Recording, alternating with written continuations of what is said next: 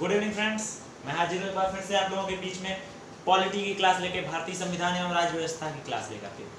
तो अगर हम बात करें तो पिछली क्लास में जब हम बात कर रहे थे तो हम लोग बात कर रहे थे 1800 हमने पिछली क्लास में बात करी थी 1853 का अधिनियम और आज हम बात करेंगे 1853 का अधिनियम, ठीक है।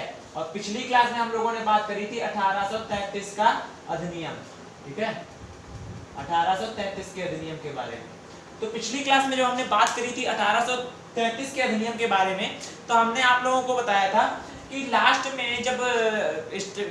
पॉइंट हमने जब बताया था कि इसके अंतर्गत भारतीय दंड संहिता आईपीसी सेक्शन को जोड़ा गया था, जिसमें टोटल 511 धाराएं थी। कितनी धाराएं थी? 511, ठीक है। तो लास्ट पॉइंट हमने यहाँ पे समाप्त किया था। तो जब आईपीसी अपराध को, अब इसके अंतर्गत हमने बताया था, भूल गए थे कुछ पॉइंट मैंने छोड़ दिए थे वहां पर, तो वो मैं आज बताता हूं कि 1833 के अधिनियम में जब आईपीसी को जोड़ा गया था, तब वहां पर क्या हुआ था, अपराध को पहली बार पीनल कोड हमने बताया था आईपीसी, तो पीनल कोड में पहली बार अपराध को शामिल किया गया था। मतलब भारतीय दंड संहिता में पहली बार अपराध को शामिल किया गया था अंग्रेजों के द्वारा, और हर वह बात जो कानून के दायरे में आती थी उसको अपराध की श्रेणी में रखा गया था कि ये चीज आप अपराध में है, ठीक है। उसके बाद अगर बात करें तो अंग्रेजों की दृष्टि, भारतीय दृष्टि से या अंग्रेजों की दृष्टि से ये अंग्रेजों की भारत पर बहुत बड़ी जीत थी, क्योंकि अंग्रेजों ने नियम कानून जो अपने बनाए हुए नियम कानून भारत के ऊपर थोपने का प्रयत्न किया, और 511 जो धाराएं दी थी आईपीसी के अंतर्गत, वो एक प्रकार से भारत के ऊपर थोप दी थी। तो ये अंग्रेजों और भारतीयों की दृष्टि से अंग्रेजों की बहुत बड़ी जीत थी। तो जिस प्रकार से अंग्रेजों ने भारतीयों के ऊपर अपने ये बनाए हुए नियम कानून आईपीसी के द्वारा थोप दिए थे, और तो उसके हिसाब से उनकी एक बहुत बड़ी जीत थी। तो भारतीय दंड संहिता की बात करें तो भारतीय दंड संहिता आज भी हमारे देश में लागू है और पूर्णतः लागू है। जो 511 धाराएं थी अंग्रेजों के द्वारा बनाई हुई, जो 511 धाराएं थी अंग्रेजों के द्वारा बनाई हुई, आज भी हमारी देश में आईपीसी के अंतर्गत पूरी धाराएं लागू हैं। तो ये अंग्रेजों की बहुत बड़ी जीत थी, और आज भी वो उनका थोपा हुआ कानून हम लोगों के ऊपर लागू होता है। तो सबसे अब एक बात, बहुत इंपॉर्टेंट बात बताते हैं। इस नियम के अंतर्गत जो आप पॉइंट बताने जा रहे हैं, ये जो पॉइंट है, ये भारतीय दृष्टिकोण से अंग्रेजों का केवल एक अच्छा काम माना जाता है।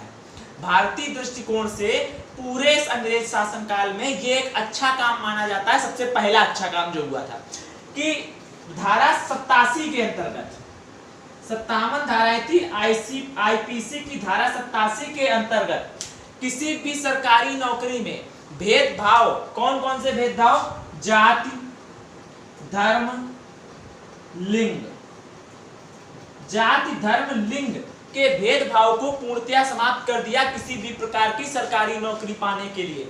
अभी तक क्या था, लिंग की बात करें तो इसके पहले महिलाएं सरकारी नौकरी के लिए अप्लाई नहीं कर सकती थी। धर्म के आधार पर अभी तक जो मुस्लिम थे उनको नौकरी नहीं दी जा रही थी, ये था। जात के आधार पर जो अपर कास्ट के लोग होते थे वही केवल नौकरी करते थे, जो ऊंचे पहुंचे हुए लोग होते थे वही नौकरी करते थे, और नीचे लोगों को सिर्फ मजदूरी के लिए रखा जाता था। किसके लिए? मजदूरी के लिए। तो अंग्रेजों ने भारतीय दृष्टिकोण से या बहुत अच्छा काम, पहला काम किया था, जो अच्छा काम माना जाता है कि इन्होंने धारा 87 के अंतर्गत जाति, धर्म और लिंग के भेदभाव को सरकारी नौकरी में या नौकरी में पूर्णतः बंद कर दिया। पिछली क्लास में हमने ये बताया था कि जब कंपनी का चीनी और चाय के साथ एकाधिकार रखा था, बाकी कंपनी का एकाधिकार महारानी एलिजाबेथ ने समाप्त कर दिया था। तो इस नियम के अंतर्गत क्या किया गया था, जब 1833 के कानून में हमने बताया, जब अधिनियम आया था तो कंपनी ने अपना व्यापार बंद कर दिया था। क्या कर दिया था? व्यापार बंद कर दिया था, और एक शासक के तौर पर उभर रही थी। तो जब कंपनी ने व्यापार बंद कर दिया तो जो चीनी और चाय के साथ इसका एकाधिकार था, चीनी या चीन के साथ, ठीक है, चीनी या इसी को बोलते चीन, ठीक है, चीनी या चीन, ठीक है, चीन और चाय के साथ जो इसका एकाधिकार था वो भी पूर्णतः प्रतिबंधित कर दिया गया। जब 1833 के अधिनियम के बाद कंपनी ने व्यापारिक चोला उतार फेंका और एक शासक के तौर पर उभरने का प्रयास किया, तो जो इसका एकाधिकार चीन और चाय के साथ बरकरार रखा गया था उसको पूर्णतया प्रतिबंधित कर दिया गया। ठीक है, तो अब क्या हुआ, 1833 के अधिनियम में जब व्यापार बंद कर दिया तो जो इसका एकाधिकार था चीन और चाय के साथ उसको पूर्णतया प्रतिबंधित कर दिया गया था। ठीक है, और इसके एक पॉइंट और ये जोड़ा गया, देखो पॉइंट था क्या, चीन और चाय के साथ एकाधिकार प्रतिबंधित। ठीक है, एकाधिकार पर प्रतिबंध लगा दिया था। और इसी में एक नेक्स्ट पॉइंट और जोड़ा गया था कि जो हमारी बंबई और मद्रास थी प्रेसिडेंसी, बंबई और मद्रास की प्रेसिडेंसी से विधि बनाने की शक्ति छीन ली गई थी, विधि बनाने की शक्तियां छीन ली गई। किससे, बंबई और मद्रास से। ठीक है, बंबई, मद्रास, कलकत्ता, 3 प्रेसिडेंसी बनाई गई थी, लेकिन अब क्या किया इन्होंने, बंबई और मद्रास से जो कानून बनाने की इनके पास शक्ति थी वो छीन ली गई। अब वो किसके पास रखी गई, केवल और केवल कलकत्ता के पास। बाकी बंबई और मद्रास से कानून बनाने की जो इनको शक्ति दी गई थी, जो अपने नियम कानून ये बनाते थे अभी तक, वो शक्तियां छीन ली गई। इन्हें अब ये कोई भी नियम कानून नहीं बना सकते थे। तो ठीक है, तो विधि निर्माण की जो शक्ति थी वो किससे छीन ली गई, बंबई और मद्रास दोनों प्रेसिडेंसियों से विधि निर्माण की जो शक्ति थी इनके पास वो छीन ली गई। तो दो ये इंपॉर्टेंट टॉपिक थे जो हम आपको उस दिन बताना भूल गए थे। एक तो धारा 87 के अंतर्गत जाति लिंग भाव के, आईपीसी धारा 87 के अंदर जात धर्म लिंग के आधार पर सरकारी नौकरी में भेदभाव बंद कर दिया गया। ठीक है, दूसरा, चीन और चाय के साथ जब कंपनी ने अपना 1833 के अधिनियम के बाद अपना व्यापारिक चोला उतार फेंका और एक शासक के तौर पर राज्य करने लगी, तो इनका जो एकाधिकार बाकी रखा गया था चीन और चाय के साथ, उसको भी पूर्णतः प्रतिबंधित कर दिया गया। तीसरा पॉइंट ये था कि जो 3 प्रेसिडेंसी थी हमारे पास, कौन कौन सी, कलकत्ता, बंबई और मद्रास। इन 3 प्रेसिडेंसियों में से बंबई और मद्रास के पास जो कानून बनाने की शक्ति थी, बंबई और मद्रास के पास जो कानून बनाने की शक्ति थी उसको छीन लिया गया। अब बंबई और मद्रास की प्रेसिडेंसी जो है कोई भी कानून और नियम अपना नहीं बना सकती थी। अब जो कानून नियम आएंगे इनके लिए वो अंग्रेजों द्वारा ही लाए जाएंगे। तो इसके बाद अब हम बात करेंगे 1853 के अधिनियम के बारे में। ठीक है, आज हम बात करेंगे 1853 के अधिनियम के बारे में। तो 1853 के अधिनियम के पहले हमने आपको अभी बता रहे थे जो ये था 1833 का अधिनियम। ठीक है, 1853 के अधिनियम के बारे में हम बात करेंगे। ठीक है, तो 1853 के अधिनियम के बारे में जब हम बात करेंगे तो 1853 का अधिनियम जो ब्रिटिश की महारानी द्वारा कंपनी के जरिए, ठीक है, अभी तक जितने भी लाए गए हैं ये सारे कंपनी के साथ लाए गए थे, क्योंकि कंपनी का वर्चस्व अभी भारत में बना हुआ था और इसी के जरिए महारानी ब्रिटिश की जो महारानी थी एलिजाबेथ, वो कंपनी पर अपना पूरा वर्चस्व स्थापित करते हुए भारत पर भी अपना वर्चस्व स्थापित करने का प्रयास कर रही थी। अब 1853 का अधिनियम, तो 1853 का अधिनियम था वो 2 कारणों से लाया गया। इन 2 कारण थे जिनके कारण 1833 के अधिनियम के बाद संशोधन करके 1853 का अधिनियम लाया गया। पहला नियम तो ये था क्योंकि भारत में जो कंपनी स्थित थी उसके खिलाफ भारत के लोग उसके खिलाफ जो उसकी प्रतिक्रियावादी शासन था, भारत में स्थित जो इंग्लैंड की कंपनी थी ईस्ट इंडिया कंपनी, उसके प्रतिक्रियावादी शासन के विरुद्ध अब आवाजें उठने लगी थी। तो पहला तो ये कारण था कि कंपनी के शासन के विरोध में प्रतिक्रियावादी मांग करी गई। ठीक है, 1853 का अधिनियम लाने का पहला रीजन ये था कि कंपनी के विरोध में आवाज उठने लगी थी और प्रतिक्रियावादी शासन की मांग करी गई। दूसरा था कि लॉर्ड डलहौजी, ठीक है, अब यहाँ इंटर्न होते हैं लॉर्ड डलहौजी। दूसरा रीजन ये था, लॉर्ड डलहौजी जो उस समय गवर्नर जनरल थे, भारत के, क्योंकि अब जो गवर्नर जनरल पहले बिहार का होता था अब वो किसका होने लगा था, पूरे भारत का। तो जो गवर्नर जनरल भारत के थे उन्होंने क्या कहा था, उन्होंने कंपनी के प्रशासन के में सुधार की मांग करी थी। लॉर्ड डलहौजी ने क्या किया, पहला तो मांग था कंपनी के शासन के विरुद्ध प्रतिक्रियावादी मांग उठने लगी थी। ठीक है, कंपनी के शासन के विरुद्ध कंपनी के शासन के विरुद्ध प्रतिक्रियावादी मांग। ठीक है, पहला ये था कारण। ठीक है, दूसरा क्या था? दूसरा रीजन इसका था लॉर्ड डलहौजी। लॉर्ड डलहौजी जो इस समय भारत के गवर्नर जनरल थे, उन्होंने कंपनी के प्रशासन में सुधार की मांग की। कंपनी के प्रशासन में सुधार की मांग।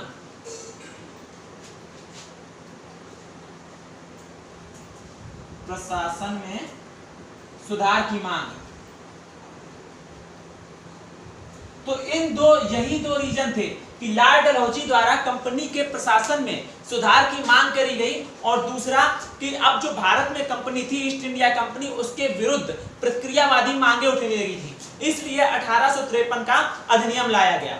तो सबसे पहले इसमें जो काम किया गया था कि जो कार्यपालिका और विधायी शक्तियां थी, जो कार्यपालिका और विधायी शक्तियां थी, इनको अलग अलग कर दिया गया। एक प्रकार से बोले तो अभी ये दोनों एक ही थी, अब कार्यपालिका और विधायी शक्तियों का अलग अलग करके इनका बंटवारा कर दिया है। रीजन क्या था?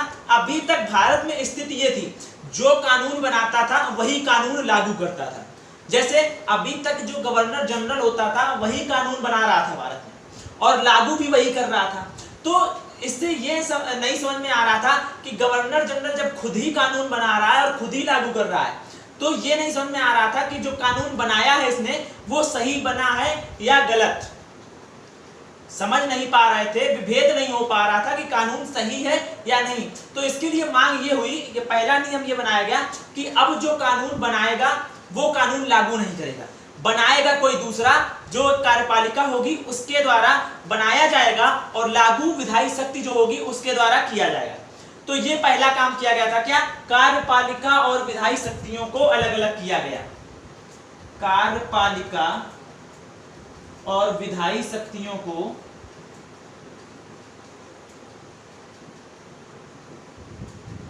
अलग अलग किया गया। तो सबसे पहला कार्य ये किया गया, कार्यपालिका और विधायी शक्तियों को अलग अलग किया गया, क्योंकि अभी तक भारत में स्थिति ये थी कि भारत के लिए जो नियम कानून बनाता था वही कानून जिसके लागू करता था। ठीक है, तो जिसके कारण यह विभेद करना मुश्किल हो जाता था कि कानून अच्छा है या बुरा।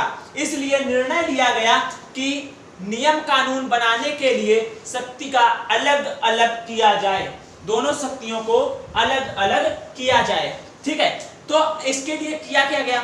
इसके लिए एक विधान परिषद का गठन किया गया, जिसमें 12 सदस्य थे।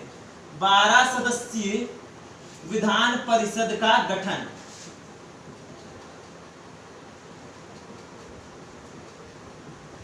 तो शक्तियों का जब बंटवारा किया गया तो एक 12 सदस्यीय इस विधान परिषद का, जैसे विधानसभा होती है उससे ऊपर होती है विधान, जैसे लोकसभा होती है तो लोकसभा से ऊपर होती है राज्यसभा, तो ऐसे ही होती है, विधानसभा से बड़ी होती है राज्यसभा। ठीक है, तो क्या हुआ? विधानसभा से बड़ी होती है विधान परिषद। तो वहां पे क्या किया? तब अंग्रेजों ने पहली बार 12 सदस्यों से निर्मित एक विधान परिषद का गठन किया। एक विधान परिषद का विधायी शक्ति को, मतलब जो शक्तियां थी उनको बनाने के लिए एक परिषद का गठन किया, और इसके द्वारा जो नियम कानून बनाया जाएगा उसे गवर्नर जनरल जो होगा, गवर्नर जनरल। ठीक है, अब देखो, अब क्या किया गया? 12 सदस्यीय, अब कहा गया जब कंपनी की शक्तियों को अलग अलग करो, तो उन्होंने क्या किया? बनाने का, किसी भी नियम कानून बनाने का अधिकार दिया गया किसको? विधान परिषद को। इसमें क्या किया गया? कानून कौन बनाएगा? अब विधान परिषद। ठीक है, विधान परिषद कानून बनाएगी जिसमें 12 सदस्य थे, और लागू कौन करेगा इनको? Governor general. तो मतलब 12 सदस्यीय विधान परिषद जो होगी वो कानून बनाएगी, और कानून लागू करने के लिए गवर्नर जनरल की अनुमति मिलना आवश्यक होगा।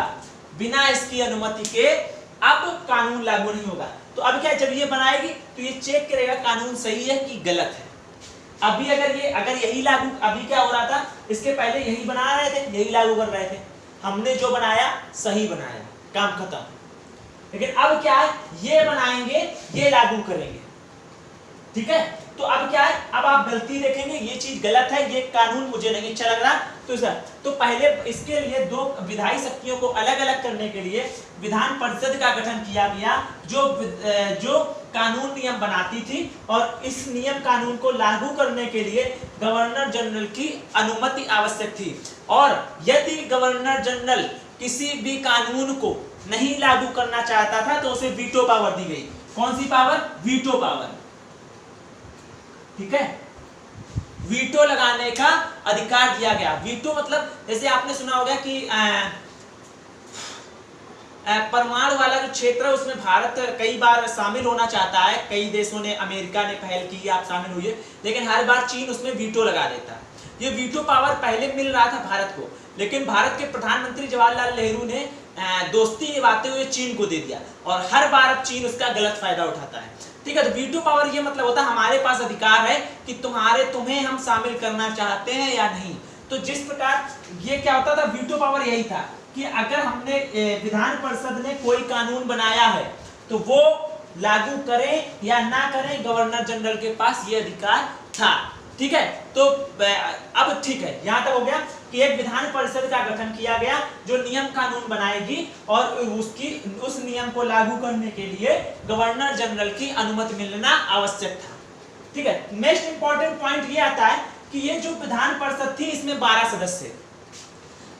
सदस्य थे, और ये सभी सदस्य प्रांतों से चुनकर आएंगे। जो भारत के प्रांत थे विभिन्न प्रांतों से चुनकर आएंगे। तो इसमें क्या किया गया, इसमें प्रांतीय लोगों को मौका दिया गया कि आप आइए बनाइए। देखो, ध्यान देखो, अंग्रेजों ने भारतीयों को खुश करने के लिए क्या किया, हम ठीक है तुम्हारे आदमी शामिल कर लिए, 12 नियम बनाएंगे। ठीक है, लेकिन औकात इनको ये नहीं दी गई, ये अधिकार नहीं दिया गया, इनको इतनी औकात लायक नहीं रखा गया कि आप बनाओ, आप लागू करो, बनाओ आप लागू, मेरा आदमी ही करेगा। उसको अगर अच्छा लगेगा तो लागू होगा, नहीं अच्छा लगेगा तो ये उस समय भारत क्या था, सोचा चलो अच्छा काम हो गया, हम लोग नियम बनाएंगे। लेकिन हो क्या रहा है, बना ये रहे, ये इस मत में फूल रहे, हमने बनाया, लेकिन लागू करने का अधिकार किसका है, इसका। तो 12 सदस्यीय जो विधान परिषद थी उसमें प्रांतीय लोगों को मौका दिया गया। जो 12 सदस्य होते थे वो प्रांत से चुने जाते थे। ठीक है, जो प्रांतों से चुनकर आते थे। लेकिन ये नियम कानून मान्य कब होता था, जब इनके द्वारा नियम कानून मान्य कब होता था, जब गवर्नर जनरल उसकी अनुमति दे देता था, या गवर्नर जनरल उसकी अनुमति प्रदान करता था। अगर वो नहीं देता है तो नियम कानून मान्य नहीं होगा। ठीक है, हाँ, तो इसमें यही पॉइंट एक और आता है कि इसमें गवर्नर जनरल को नियम मानने या ना मानने का अधिकार दिया गया था, जिसे वीटो पावर के नाम से जाना गया था। गवर्नर जनरल को यहाँ पर विधान परिषद द्वारा बनाए गए नियम कानून को मानने या ना मानने का अधिकार था, जिसे वीटो पावर का नाम दिया गया था। ठीक है, अब क्या किया गया, एक नया पॉइंट इसमें इंपॉर्टेंट पॉइंट जोड़ा गया कि बंगाल के लिए लेफ्टिनेंट गवर्नर की नियुक्त की गई। ठीक है, बंगाल के लिए एक लेफ्टिनेंट गवर्नर की नियुक्त की गई। यानी अब जो बंगाल का शासन होगा वो अलग तरीके से होगा, और जिसे अब कौन चलाएगा, कि अंग्रेज ही चलाएंगे। ठीक है, तो बंगाल के लिए 1853 के अधिनियम के अंतर्गत बंगाल के लिए एक अलग गवर्नर, लेफ्टिनेंट गवर्नर की नियुक्त की गई, जिससे यानी मतलब ये था कि बंगाल का नियंत्रण या शासन अब एक अलग तरीके से होगा। पिछले 1833 में हमने बताया गया था। ठीक है, इसके आगे एक पॉइंट और है जो 1833 से रिलेटेड है। 1833 के हमने अधिनियम में बताया था कि गवर्नर जनरल की परिषद में एक विधि सदस्य बताया था। गवर्नर जनरल की परिषद में एक विधि सदस्य को शामिल किया गया था, और ये सदस्य अभी तक जब शामिल हो रहा था तो कैसा था, मतलब इस कोई वो नहीं था, फिक्स नहीं था। ठीक है, परमानेंट नहीं था, कभी भी इसको निकाला जा सकता था कभी। लेकिन 1853 के अधिनियम के अंतर्गत गवर्नर जनरल की परिषद में शामिल किया गया विधि सदस्य, जो विधि सदस्य को पूर्ण सदस्य का दर्जा दे दिया गया। पूर्ण सदस्य मतलब परमानेंट। पूर्ण सदस्य का दर्जा दे दिया गया, मतलब अब ये परमानेंट हो गया इस परिषद में। ठीक है, तो 1853 के अधिनियम में 1833 में शामिल किए गए विधि सदस्य जो कि अभी परमानेंट नहीं था, उसे पूर्ण सदस्य का दर्जा दे करके परमानेंट कर दिया गया। ठीक है, नेक्स्ट इंपॉर्टेंट टॉपिक की बात करेगा इसका, तो निदेशक मंडल, मतलब जो बोर्ड ऑफ डायरेक्टर का हमने पिछले बताया था कि गठन किया गया था। ठीक है, वो हमने बताया था बोर्ड ऑफ डायरेक्टर, जो हमने रेगुलेटरी एक्ट के बाद दूसरा पढ़ाया था आपको। ठीक है, संशोधनात्मक अधिनियम जो बताया था हमने। ठीक है, अमेंडिंग एक्ट बताया था, उसमें हमने बताया था कि बोर्ड ऑफ डायरेक्टर का गठन किया गया था, और उसके ऊपर बोर्ड ऑफ कंट्रोलर का भी गठन किया गया था। कब? बोर्ड ऑफ डायरेक्टर पर नियंत्रण रखने के लिए। तो जो बोर्ड ऑफ डायरेक्टर में था उसकी सदस्यता, बोर्ड ऑफ डायरेक्टर की सदस्यता हमने बताई थी, इसमें कितने थे सदस्य? 24। तो नेक्स्ट पॉइंट ये जोड़ा गया कि बोर्ड ऑफ डायरेक्टर में सदस्यों की संख्या 24 से घटाकर 18 कर दी गई। कितनी कर दी? 24 से घटाकर 18 कर दी गई। अब जो 1853 का अधिनियम था, अगर 1853 के अधिनियम की बात करें तो बोर्ड ब्रिटेन की महारानी ने इस अधिनियम में एट लास्ट में सबसे इंपॉर्टेंट टॉपिक पे या इंपॉर्टेंट बात कही थी कि ब्रिटेन की महारानी का वर्चस्व जो था वो पूरी तरीके से अब कंपनी पर हावी हो चुका था, और कंपनी जो ईस्ट इंडिया कंपनी थी अब वो पूर्णतया ब्रिटेन की महारानी एलिजाबेथ के अधिकार में थी। और उन्होंने 1853 के अधिनियम में लास्ट में लिखा था कि कंपनी के शासन को कभी भी समाप्त किया जा सकता है। कंपनी के शासन को भारत में कभी भी समाप्त किया जा सकता है, और जब कंपनी का शासन समाप्त होगा तो क्या होगा, मतलब कंपनी का जो आपका शासन है उसका अंत कभी भी किया जा सकता है। तो जब उसका अंत हो जाएगा तो कौन वर्चस्व स्थापित करेगा? महारानी एलिजाबेथ। मतलब अब कौन शासन करेगा भारत में? ब्रिटेन की संसद। अभी तक जो कंपनी थी वो शासन कर रही थी भारत पर, अब कौन करेगा? ब्रिटेन की संसद, जिसमें महारानी एलिजाबेथ हैं। ठीक है, तो अब जो होगा 1853 के अधिनियम में के अंतर्गत यह पता चला कि ब्रिटेन की महारानी ने कंपनी पर अपना पूरा आधिपत्य स्थापित कर लिया था, और 53 के अधिनियम में लास्ट में उन्होंने ये कहा था कि कंपनी के शासन का अंत कभी भी किया जा सकता है। कंपनी के शासन का अंत कभी भी किया जा सकता है। इससे एक बात और पता चलती है कि महारानी एलिजाबेथ जब कंपनी के शासन का अंत कर सकती हैं तो मतलब पूर्णतः वर्चस्व अब कंपनी पर महारानी एलिजाबेथ का है। ठीक, अब मतलब अब यहां तक हो गया। तो ये पूछा जा सकता कभी कभी कि सबसे लास्ट अधिनियम जो कंपनी के अधीन आया था, सबसे लास्ट अधिनियम जो कंपनी के अधीन आया था, अभी तक जितने भी अधिनियम पढ़े आते महारानी एलिजाबेथ के द्वारा ही थे, लेकिन अधीन किसके अंडर से आते थे? महारानी एलिजाबेथ कंपनी पर अधिपत्य स्थापित कर रही थी, वो क्या कहते हैं, हमने तुमसे ये कहा तुम ये करो। ठीक, तो क्या होता था, कंपनी के अधीन आते थे। लेकिन 1853 का अधिनियम जो है ये लास्ट अधिनियम है जो कंपनी के अधीन लाया गया। 1800 अधिनियम का लास्ट अधिनियम था जो कंपनी के अधीन आया। इसके बाद कोई भी अधिनियम कंपनी के अधीन नहीं आया और कंपनी के शासन को यहीं समाप्त कर दिया गया। इसके बाद जो भी अधिनियम आए वो ब्रिटेन की संसद से पास होकर आए थे और डायरेक्ट भारत में लागू किए गए थे। यानी 1853 का जो अधिनियम था अब हमारे देश में कंपनी के अधीन अंतिम अधिनियम आया वो था 1853 का अधिनियम। अब हमारे देश में जो भी अधिनियम आएंगे वो ब्रिटेन की संसद के द्वारा डायरेक्ट आएंगे। ठीक है, इस और एक इंपॉर्टेंट पॉइंट और था इसमें कि अब कंपनी में नामजदगी के सिद्धांत को खत्म कर दिया गया। अब आती नामजदगी का सिद्धांत है क्या?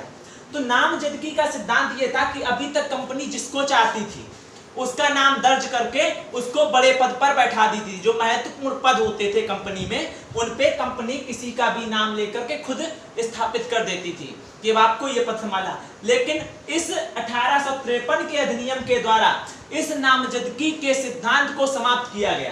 क्या किया गया? नामजदगी के सिद्धांत को समाप्त किया गया।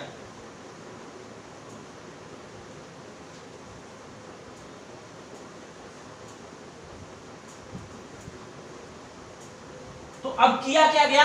अब जो महत्वपूर्ण पद थे कंपनी के, अब कंपनी के जो भी महत्वपूर्ण पद थे उनमें नियुक्ति के लिए प्रवेश परीक्षा या प्रतियोगी परीक्षाओं का प्रारंभ किया गया।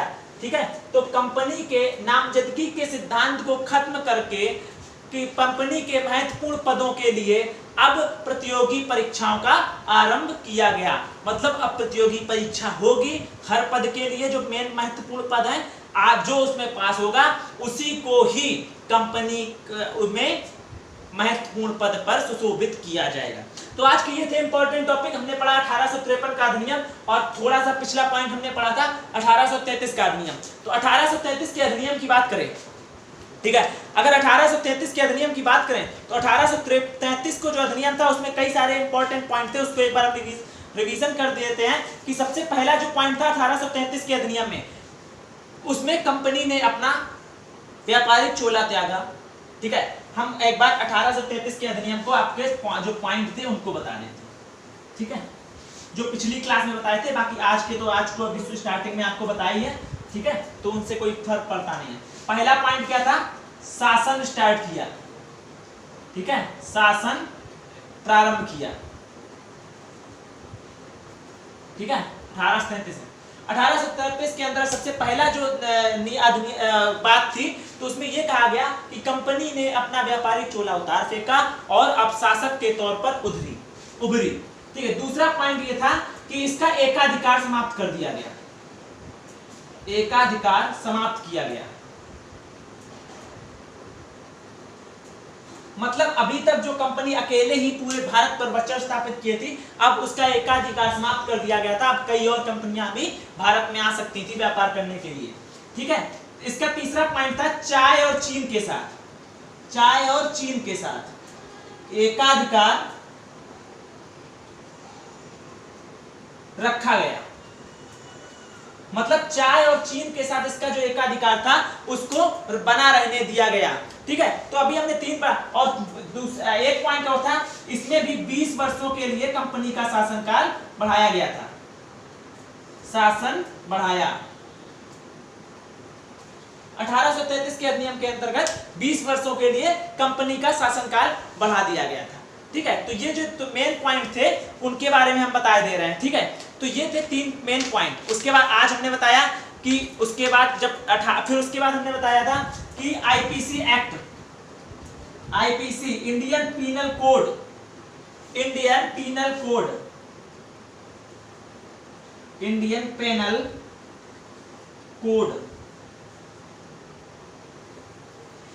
पेनल कोड को स्थापित किया गया था। ठीक है, और एक पॉइंट होता दास प्रथा का अंत किया गया। दास प्रथा का अंत किया गया। दास प्रथा का अंत किया कब गया था? 1833 के अधिनियम द्वारा, लेकिन समाप्त होते हुए 10 वर्ष लगे और ये पूर्णतः 1843 में बंद हो पाई थी। ठीक है, तो ये पॉइंट थे जो 1833 के अधिनियम में लाए गए थे। ठीक है, और आईपीसी के बाद हमने बताया था आईपीसी जो लागू करी गई थी उसमें कितनी धाराएं थी? 511। आईपीसी में कितनी धाराएं थी? 511 धाराएं थी। ठीक है, आईपीसी के अंतर्गत फिर इसमें क्या था? जो आईपीसी का 87वीं धारा थी, धारा 87 में जो आज बताया हमने, धारा 87 में जाति धर्म और लिंग के आधार पर सरकारी नौकरी में भेदभाव बंद किया गया। ठीक है, तो ये चीजें थी कुछ जो जिनके बारे में हमने आपको बताया। तो इन चीजों के बारे में आज एक बार पढ़िएगा। अब जो ऐसे ही ये अधिनियम आपके समाप्त होते हैं उसके बाद हम आपको इंपॉर्टेंट क्वेश्चंस देंगे, पीडीएफ बनाएंगे इंस्टाग्राम पे। तो इंस्टाग्राम पे सभी लोग हमसे जुड़ जाएं और इंस्टाग्राम पे हम उनको एक लिंक भेज देंगे, इंस्टाग्राम की लिंक, जिसके अंतर्गत आप लोग जो इंपॉर्टेंट क्वेश्चन होंगे वो आपको फॉरवर्ड वहां पे मिलते रहेंगे। तो मिलते हैं अब अगली क्लास में। घर पर रहें, सुरक्षित रहें। जो भी चैनल पर नए हैं चैनल को सब्सक्राइब करें। राइट हैंड साइड पे आपके पास घंटी का बटन है, उसको दबाएं। घर पर रहें, सुरक्षित रहें। जय हिंद।